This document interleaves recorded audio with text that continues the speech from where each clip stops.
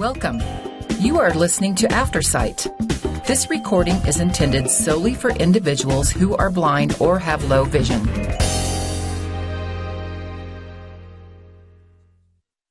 Your regularly scheduled program is unavailable at this time. Please enjoy this special broadcast on Aftersight. Made possible through support from ARC Thrift Stores, Colorado Access, Colorado Cross Disability Coalition, Colorado Developmental Disabilities Council, Developmental Pathways, PASCO Personal Assistance Services of Colorado, and the Arc of Aurora. Think Change Talks. In the heart of the ongoing housing crisis, there exists a largely untold story, one that sheds light on the unique issues faced by individuals with developmental disabilities. Housing Challenges and People with Developmental Disabilities, a series of different perspectives. My name is Bob Rhodes. I have bipolar and autistic spectrum. I also have a developmental disorder that makes it difficult for reading and writing. I wanted to share my experience because honestly, it hasn't been great, but at the same time, there has been steps forward. I've tried looking for low-income apartments by myself. Nothing's out there. Nothing. The lowest rent is $900, and the reviews for the apartment: roaches, bed bugs, rats. There's just not enough out there, and there's just not enough support for people out there, whether it be people like me with some sort of disability, either mentally or physically, or whether it's people like veterans, just people who are trying to either pick their life back up, or people who need support in general. Hopefully someday we can make it so housing is for everybody to a certain extent. I hope that happens. My hopes are not high with how things are right now, but I'm still hopeful. And like I said, if there was more options, if we had more either programs or just housing in general that was more affordable, it would be easier, especially for people who are desperate at that point, people who are going to be homeless because of family issues, or they lose their job and they need to downsize to survive. It shouldn't be at the point where people either live on the street, try to get a trailer and live on the street, or end up in a psych ward or something. Those are not good options. But when it comes to real big change, because it's not just Colorado, it's all this country. The whole country is just huge issues with it. So, I mean, that's what we need, is just more availability. And someone's got to make it happen. And I hope it happens in my lifetime. I doubt it. Again, I do doubt it, but I cannot help but be hopeful. I'm lucky that I have my family to a certain extent. I can live with them, but eventually they're not going to be there. So getting set up with any kind of housing assistance is what I need right now. And it's what a lot of people need. There's too many unknowns. And when there's too many unknowns, it affects psychological health. Mental health is affected on par based on your surroundings. It's on par with how you are in your environment. If you're already mentally disabled, and the more disabled that you are, the worse it'll be. And you find out, oh, I don't have anywhere to live. It's going to make it worse. There's people who commit suicide because they're mentally disabled like I am, and they find out they're going to be homeless, and it just shatters them. They don't know what to do. And they go to that dark place, and then that dark place eats away at them until there's nothing left. I'm lucky I have my friends. I have my family. But there's people like me who don't have that. The best thing I can think of, at least right now, is if it's policymakers, community, vote. If they're not going to make a difference, vote them out of office. Another thing I would say is you're going to go through hell trying to get help.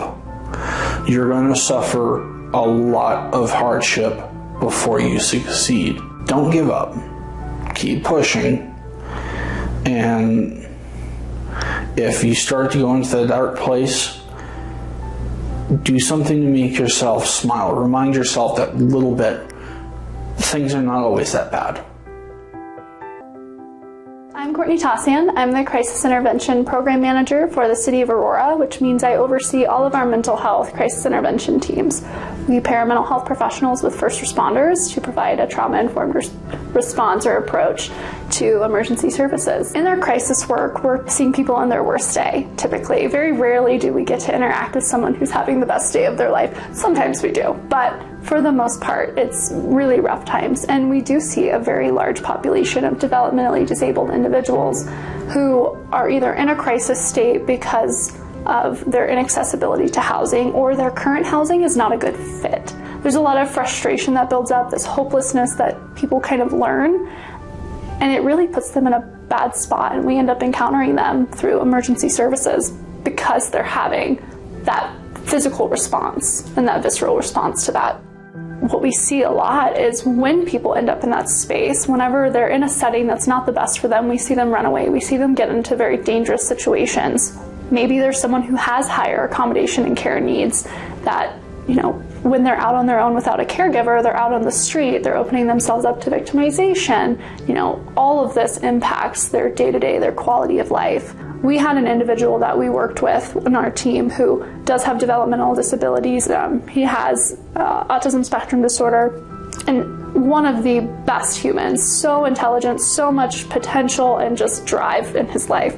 And he hit every single barrier you can imagine, right? He had wanted to find independence. He was mid-20s, and it was a point in his life where he had had enough accommodations. Again, those care needs were being met in a way that he could have been supported, or he could have been well supported in an independent living situation. And when he got to the process of trying to apply for affordable housing, because he was an individual who a regular work schedule just wasn't going to be really accessible or conducive for him. Like, it would have been very derailing, and it led to him being a really low income applicant.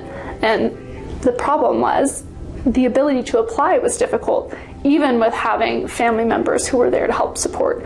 Because obviously what we know, especially with autism, is a lot of times it is genetic. A lot of times there is this genetic component to it. So mom struggled. Mom was also a refugee and had come from another country where English was her second language. So we add that on top of the barriers that already exist for this individual. So we had encountered him because, again, that frustration that I talked about earlier just built and built and built, and he actually was expressing suicidal ideation because he felt so hopeless that I'm never gonna get to be my own person. I'm never gonna get to live independently like I see my friends doing, like I see people online doing. And he thankfully had a good support system online and friends there, but he's seeing all of these other people living these independent lives and wondering, why can't I do that? And it just continued for him, reinforcing, like, I have a disability and I'm not the same as other people, which is really upsetting for people. And of course we empower those with disabilities and say, like, here are your strengths, but we also can't ignore the barriers and the trauma and just the feelings that come with having to live with that every day. Just from the reports that we've received, we have seen people who have gotten into affordable housing and then really struggled when they were there because the environment around them wasn't necessarily something that made them feel safe, or, you know, if there were certain things that they did to self-regulate, like going for walks or stimming or things like that, in their community it was seen as either threatening language or, you know, something that just wasn't really safe for that person. So all of these little intricacies that people don't normally think of, just because, oh, well, it's just housing in an apartment. It's like, it's not that easy. And it creates this ripple effect, and people get stuck being unhoused because more and more barriers keep building up and compounding. The barriers that they face outside of what the general public has to only makes it more difficult. And so people who are, you know, again, neurotypical and struggle with this process, it's only amplified and like exacerbated when you are someone who has a developmental disability and has all of these other challenges that you have to get around before the process, right? Because like you had said earlier, maybe I don't know how to read very well. Maybe I, you know, have slower processing speed. Maybe I'm getting overwhelmed with the process and it's causing meltdowns and I can't actually get through the form, right? So all of these things that the general population doesn't even really have to think twice about. Like programs like mine do run into individuals that are constantly hitting the barriers, especially around housing. I mean, with the state of the world right now and what housing looks like, I mean, it's hard for anyone, but the lack of safe and affordable housing is really, again, disproportionately affecting individuals with developmental disabilities. My name is Erica Voisin. I am the Communications and Outreach Manager for Disability Law Colorado. I've lived in Denver for about 10 years with my daughter Juniper, she's 9, and she has autism. So we've been in this world for a very, very long time. When I started at Disability Law Colorado, I was hired for a grant project around housing access in rural and frontier communities around Colorado. And really just to go and meet with people and figure out what those primary housing concerns and needs were specifically for people with disabilities. But what we were finding was that each community was very unique in its housing needs, but there were some pretty big, obvious similarities statewide that we were finding specifically with accessible housing. There's just not enough accessible housing, and what's there is often being used by people who really don't need it. Until some laws change and until more units are built and specifically set aside for people who actually will need them and use them, you know, it's unfortunate, but there's oftentimes not a lot we can do in those situations. Low-income housing in general, the stock is low aside from the accessibility piece. And then when you're working with Section 8 vouchers or any kind of voucher system, you know, what I've heard from communities across the state is that those vouchers aren't even nearly close to covering a fair portion of the rent for people who are living well below the poverty line.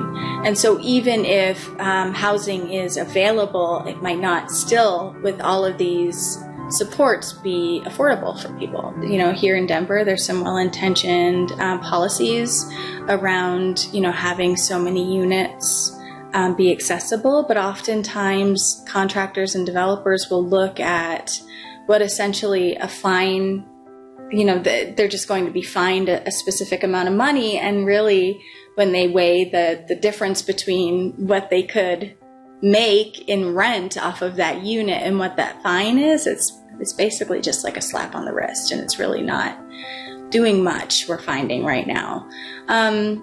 So yeah, there's a lot of work to be done for people with disabilities. I find in my work with housing and otherwise that disability is often the last thing thought about.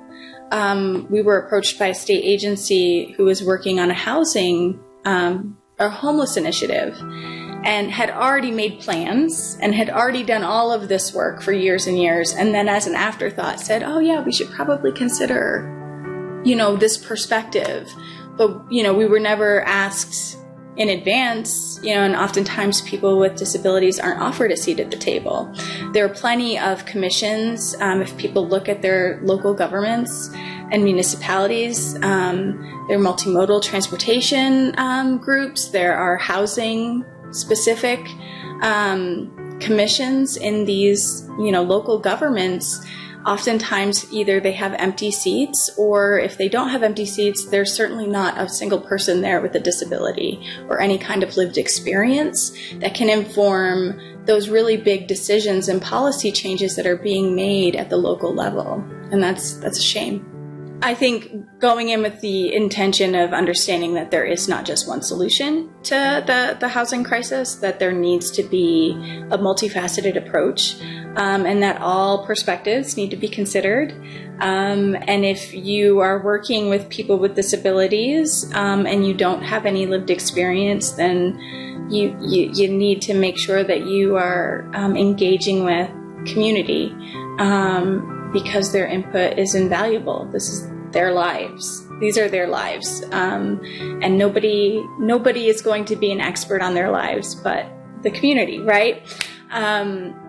So that would be my number one piece of advice for policymakers or advocates is, if you don't personally have any lived experience with disability, then, we need to make sure that we're offering a seat at the table. Make your voice heard, make your presence known. Unfortunately, in my experience, nobody is really offering that up freely. So I think we just have to go and take it for ourselves. Because when you make things accessible for people, it makes everything better for everyone. It really does. It helps everyone out. When, you talk about even public accommodations in towns and making, curb cuts, things like that. Just it brings people and communities together when everybody can enjoy equally their community.